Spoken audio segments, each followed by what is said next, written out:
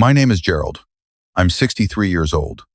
Last Saturday evening, my daughter-in-law looked my wife dead in the face and said, "Dorothy, this restaurant has a certain dress code. I just don't think you'd be comfortable." My wife smiled, said she understood, and went back to watering her tomato plants like nothing happened. But I saw her hands shaking. And when my son Marcus found out what really went down, he didn't yell, he didn't curse. He did something none of us saw coming. But let me start from the beginning, because this story didn't begin last Saturday. It's been building for years. Before we continue, please tell me in the comments where you're listening from. I spent 38 years carrying mail for the United States Postal Service in Memphis, Tennessee. Route 114, Whitehaven to Hickory Hill. 6 days a week, rain or shine or August heat that made the asphalt soft under your shoes. I know every cracked sidewalk, every dog that barks at 7:15 inches the morning, every grandmother who leaves a cold bottle of water in the mailbox during summer. It's not glamorous work. Nobody writes articles about mailmen, but I showed up every single day, and I take pride in that. My wife, Dorothy, most people call her Dot, she spent 29 years working in the cafeteria at Shelby County Elementary. She was the lunch lady.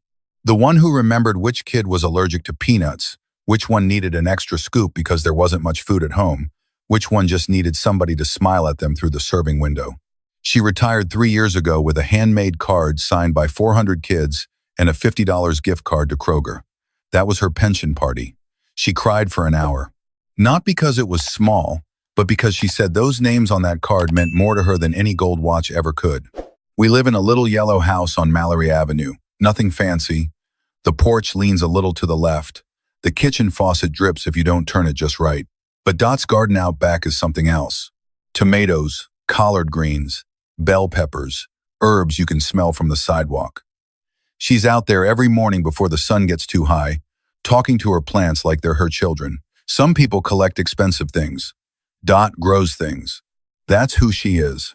Our son Marcus is 34. He's the first person in either of our families to go to college, let alone law school.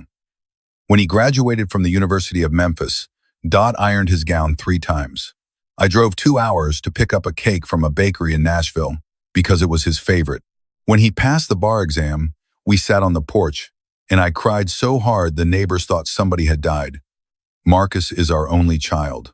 Everything we did, every double shift, every coupon we clipped, every vacation we skipped, it was all for him, and he made it. He made it bigger than we ever dreamed. 3 years ago, Marcus married Vanessa Prescott. She's smart, she's beautiful, and she comes from a world that doesn't look anything like Mallory Avenue. Her father, Raymond Prescott, owns a chain of dental clinics across the Mid-South. Her mother, Claudette, is the kind of woman who refers to dinner as an occasion and has opinions about thread count. They live in Germantown, in a house with a circular driveway and a landscaping crew that comes every Tuesday. The first time Dot and I went there for dinner, Claudette looked at Dot's shoes, the comfortable ones she wears because her feet hurt from 29 years of standing on cafeteria tile, and said, "Oh, how practical." That word, practical. She said it the way someone describes a mop. I noticed things after that, little things that weren't little at all. At the wedding rehearsal dinner, Claudette seated us at the far end of the table near the kitchen door. At Christmas, Raymond gave Marcus a Rolex and gave me a drugstore gift set, the kind with soap and lotion that smells like a hospital. At the baby shower for our grandson, Claudette introduced Dot to her friends as Marcus's mother but introduced herself as the grandmother, like there was only room for one. Dot never said a word about any of it. That's her way. She absorbs, she adjusts, she finds the good in people, even when there isn't much good to find. But I know my wife. I've known her for 41 years. I know what it looks like when she's hurting and pretending she's not. It looks like a woman watering her tomato plants at 6 inches the morning with wet eyes. 2 weeks ago, Marcus called us with big news. He'd made partner at his law firm, the youngest partner in the firm's history, my boy. I couldn't even speak for a full minute. Dot grabbed the phone and started laughing and crying at the same time, saying, "Baby, I knew it. I always knew it." Marcus said the firm was throwing him a dinner at the Capitol Grill downtown, a fancy place with white tablecloths and prices that don't have dollar signs on the menu. He said he wanted both families there. His exact words were, "Mom, Dad, I want you right there in the front row. This is your night too." That meant the world to us. Dot started planning what she'd wear. She went to the mall 3 times that week. She's not a shopping woman. Never has been, but she wanted to look right. She found a navy blue dress at Macy's, simple but elegant, and a pair of low heels that wouldn't bother her feet too much. She even got her hair done at the salon for the first time in months. She looked beautiful. She always looks beautiful to me, but that day, she had this glow. The glow of a mother who knows her sacrifice paid off. Then last Saturday happened. Vanessa came by the house around noon. She said she wanted to drop off some photos of our grandson for Dot's fridge. That was the excuse. But once she was inside, sitting at our kitchen table with a glass of sweet tea, the real reason came out.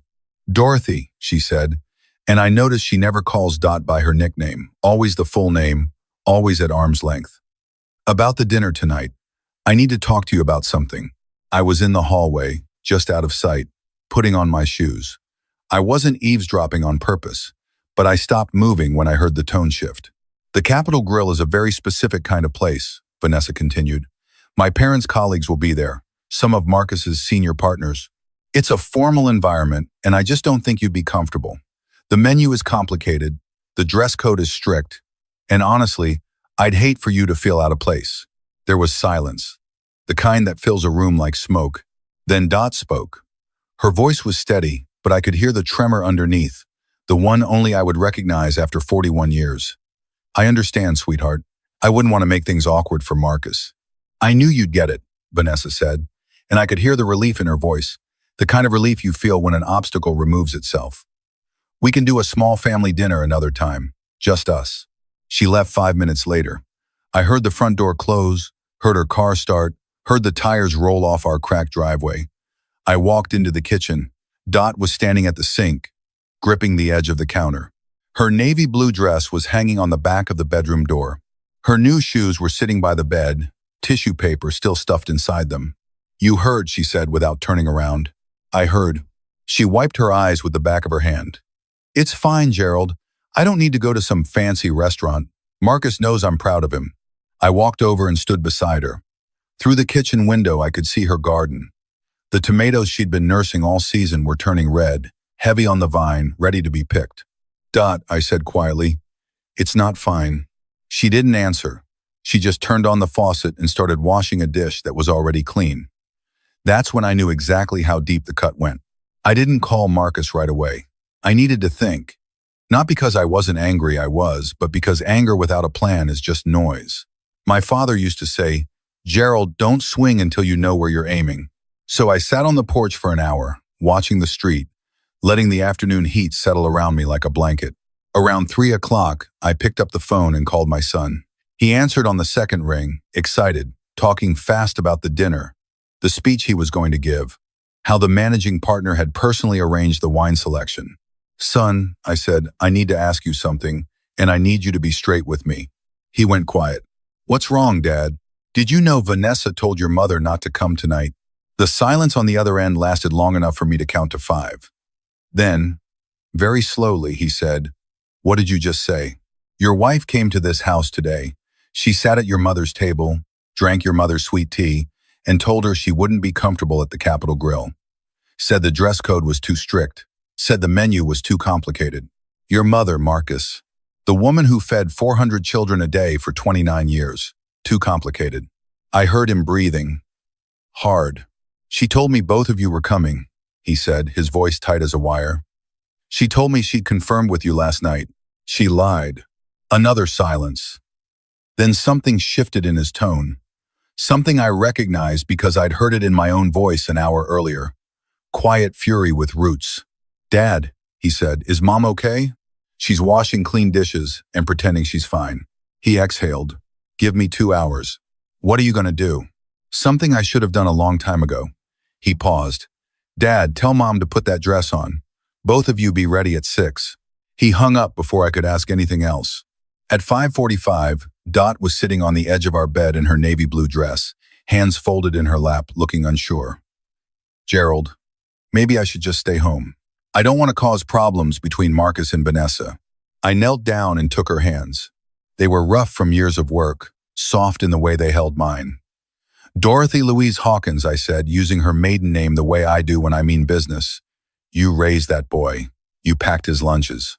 You stayed up helping him with homework when you could barely keep your eyes open. You took the bus to work for 6 months so he could have the car for his internship. You are not staying home. A car horn sounded outside, not in his usual sedan. He'd rented a black town car, the kind with tinted windows and leather seats. He was standing outside it in his best suit, holding the back door open. Dot's eyes went wide. "Gerald, come on, woman," I said. "Our son's waiting." We walked out the front door, and Marcus met us at the bottom of the porch steps. He looked at his mother, at her dress, her hair, her nervous smile, and something moved across his face. Not pity, reverence. He hugged her, long and tight, the kind of hug that says things words can't carry. "You look beautiful, Mom," he whispered. She laughed through tears. "Boy, stop before you ruin my mascara." In the car, Marcus was quiet for the first few minutes. Then he turned to us from the front seat. "I need you both to trust me tonight. Whatever happens, just trust me." I looked at Dot. She looked at me. We nodded. We didn't drive to the Capitol Grill. That was the first sign something had changed. Instead, the car turned south, past the downtown exits, past the interstate junction, and into the old Whitehaven neighborhood. My neighborhood, the route I'd walked for 38 years. "Marcus," I said, leaning forward, "where are we going?" "You'll see." We pulled into the parking lot of Grace Community Church on Elvis Presley Boulevard. The building was lit up, every window glowing. Cars filled the lot, more cars than I'd seen there on a Sunday. "What is this?" Dot whispered. Marcus got out, opened our door, and offered his hand to his mother. "This," he said, "is my real celebration." We walked through the front doors, and the fellowship hall opened up in front of us. Long tables covered in white cloths. Real plates, real silverware, flowers in mason jars. A banner hung across the back wall that read, "Congratulations, Marcus, from the village that raised you." The room was full, and I mean full. Mrs. Henderson from 2 streets over, who used to babysit Marcus when Dot worked late. Coach Franklin from the rec center, the man who taught Marcus how to tie a tie because I was on my route and couldn't make the school dance. Pastor Williams and his wife, teachers from Shelby County Elementary, women who'd worked alongside Dot in that cafeteria for decades. Mr. Booker from the barber shop who gave Marcus his first real haircut. Families from my mail route, people I'd been delivering to for nearly 4 decades. They were all there. Every single one. The room erupted when we walked in. Clapping, cheering, people standing up from their chairs. Someone shouted, "There she is," and pointed at Dot. A group of women, her old cafeteria crew, rushed over and surrounded her, hugging her, laughing, someone saying, "Girl, that dress is everything." Dot stood there, overwhelmed, tears streaming, unable to speak. She just held on to these women who'd spent years beside her, scooping mashed potatoes and sneaking extra cookies to kids who needed them. I felt my throat close up. I looked at Marcus. He was watching his mother with the steadiest, proudest expression I'd ever seen on his face. "When did you do all this?" I managed. "I made some calls this afternoon," he said. "Turns out, when you tell people Dorothy and Gerald Hawkins need to be celebrated, nobody says no." Mrs. Henderson organized the food in 2 hours. Coach Franklin handled the chairs and tables. Pastor Williams opened the church without asking a single question. But the dinner at the Capitol Grill, I started, "is still happening," Marcus said calmly. "Vanessa and her family are there right now, sitting at a table set for 8, wondering where the guest of honor is." I stared at him. He reached into his jacket and pulled out his phone.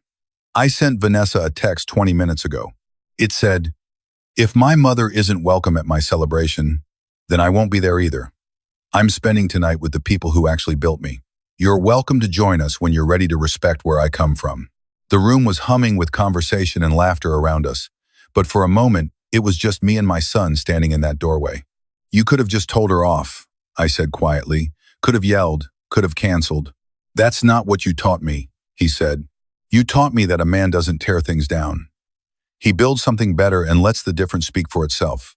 I had to look away because I'm 63 years old and I was about to cry in front of 100 people.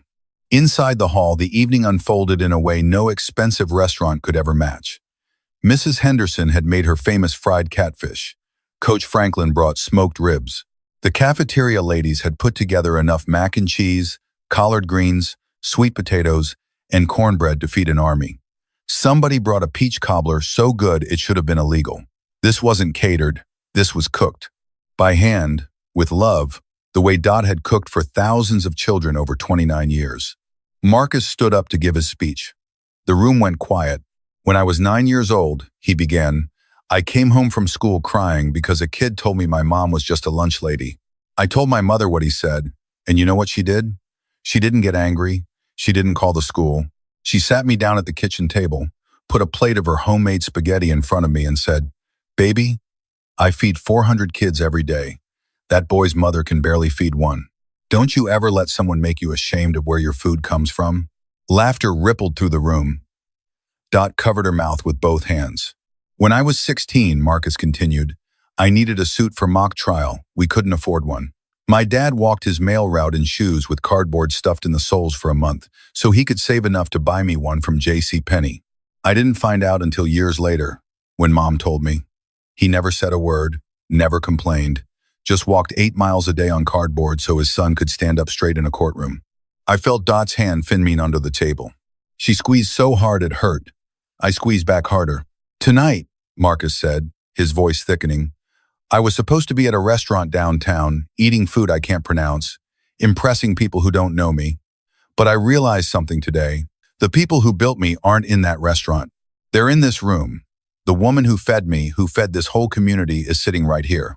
And the man who carried this neighborhood's mail and this family's dreams on his back for 38 years is sitting right next to her. He looked directly at Dot and me. I am a partner at a law firm today because a lunch lady and a mailman decided that their son would have more than they did. And I will spend every day of the rest of my life making sure the world knows that. Not just tonight. Every single day. The room exploded. People were on their feet. Mrs. Henderson was crying. Coach Franklin was clapping so hard, his hands must have stung. The cafeteria ladies were holding each other. Pastor Williams had his hands raised. And Dot, my Dot, was sobbing into her napkin, shaking her head, unable to believe that this was happening, that all of this was for her. I pulled her close and whispered in her ear, See? You were never just a lunch lady. She laughed through her tears and said, Hush, old man, before I really fall apart. About 45 minutes into the dinner, the fellowship hall doors opened again. I looked up and saw Vanessa standing in the entrance. She was alone. No Raymond, no Claudette, no senior partners. Just her, in her expensive dress and her perfect makeup, looking completely out of place among the folding tables and mason jar flowers. The room didn't go quiet exactly, but people noticed. A few heads turned. Conversations softened. Marcus saw her too. He set down his fork and watched. Vanessa stood there for a long moment, scanning the room, taking in the scene. The laughter, the handmade banner, the catfish platters and peach cobbler, the way people touched each other's shoulders when they talked, the way Dot was sitting in the middle of it all, surrounded by women who loved her, glowing in a way that had nothing to do with her dress and everything to do with being seen. Something changed in Vanessa's face. I've been reading people's expressions for 4 decades through mail truck windshields and across front porches. I know what pride looks like. I know what shame looks like.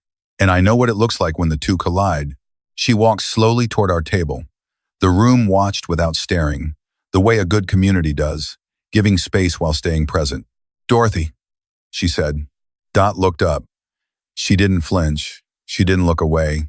She just looked at her daughter-in-law with those steady brown eyes that had faced down 400 hungry children every day at 11, 30 inches the morning for 29 years. I'm sorry, Vanessa said. Her voice cracked. What I said to you today was wrong. The way I've treated you has been wrong. I was so worried about impressing people who don't matter that I disrespected the person who matters most to the man I married. Dot reached out and took Vanessa's hand. That's Dot. That's who she is. She doesn't keep score. She just keeps loving. Sit down, baby, Dot said softly. Have you eaten? Vanessa's composure broke. She sat down, and Mrs. Henderson was already pushing a plate toward her before the chair was warm. Within 10 minutes, Vanessa was eating catfish with her fingers, her designer clutch sitting forgotten on the table, listening to Coach Franklin tell a story about the time Marcus struck out 4 times in one Little League game and blamed it on the wind. Marcus caught my eye across the table. He didn't say anything. He didn't need to. The look between a father and son when things have been set right doesn't require words. Later that night, after the cobbler was gone and the coffee was cold and people were starting to gather their coats, Marcus walked me out to the parking lot. The Memphis air was warm and thick, crickets singing in the dark, streetlights casting orange circles on the asphalt. "You know the Prescotts are going to be furious," I said. "I know. Vanessa's going to hear about this from her mother for months." "Probably." He paused. "But she stayed, Dad. She stayed the whole night. That tells me something." We stood there for a moment, just breathing. "Dad," he said, "can I tell you something?" "Always." When I was in law school, I had this professor who asked us on the first day, "What is justice?" Everybody gave textbook answers. Fairness, equality before the law, due process. When it got to me, I said, "Justice is making sure the people who sacrifice the most get treated like they matter." The professor told me that was the best answer he'd heard in 20 years. He looked at me. I was thinking about Mom when I said it. "And you." I put my hand on the back of his neck, the way I used to when he was small. "Your mother and I didn't do what we did so people would treat us like we matter," I said. "We did it because you matter. That's exactly why it's my job to make sure you're never treated like you don't." Dot came through the church doors then, arms full of Tupperware containers the cafeteria ladies had forced on her. She was laughing, shaking her head, saying, "These women are going to fill up my whole fridge." Behind her, Vanessa was carrying 2 more containers, smiling shyly, like she was learning a language she'd never been taught. The 4 of us drove home together. In the car, Dot hummed a hymn under her breath, the way she does when she's happy. Marcus held Vanessa's hand in the back seat. Nobody said much. There wasn't much to say. The next morning, I woke up early and went out to the porch with my coffee. Dot was already in the garden, moving between her tomato plants, touching the leaves like she was greeting old friends. The morning light was soft and golden, the way Memphis mornings can be when the humidity hasn't set in yet. My phone buzzed. A text from Marcus. It was a photo. Vanessa, still in her pajamas, sitting at their kitchen table, writing something on a piece of paper. The caption said, "She's writing Mom a letter. A real one, on paper." I smiled and set the phone down. Dot looked up from her garden and caught me watching her. "What?" she said. "Nothing," I said. "Just thinking." "About what?" "About how the best things in this world don't come from fancy restaurants or corner offices or houses with circular driveways." She tilted her head the way she does. "Where do they come from then?" "They come from cafeteria lunch lines and mail routes and little yellow houses with gardens out back." She rolled her eyes and went back to her tomatoes. "You're getting sentimental in your old age, Gerald." "Maybe," I said. But she was smiling, and her hands weren't shaking. "Let me leave you with something before I go. Your parents won't always be there. That chair at the table, that voice on the phone, that person who shows up without being asked and loves you without conditions, one day that will be a memory. And when that day comes, you won't wish you'd taken them to a fancier restaurant. You'll wish you'd taken them to any restaurant. You'll wish you'd sat with them one more morning. You'll wish you'd said thank you one more time. Respect doesn't come from status. It comes from how you treat the people who gave you everything before you even knew how to ask. A lunch lady who remembers every child's name is worth more than 100 fancy dinner parties. A mailman who walks 8 miles in cardboard shoes so his son can stand tall is the definition of class. Don't wait for a crisis to remind you who matters. Call your mother, sit with your father, listen to their stories, hold their hands. These moments don't repeat. The greatest table you'll ever set is the one where the people who love you feel welcome. Not impressed, not tolerated, welcome. Thank you for watching this video. Share your thoughts in the comments. I truly value every story and every voice.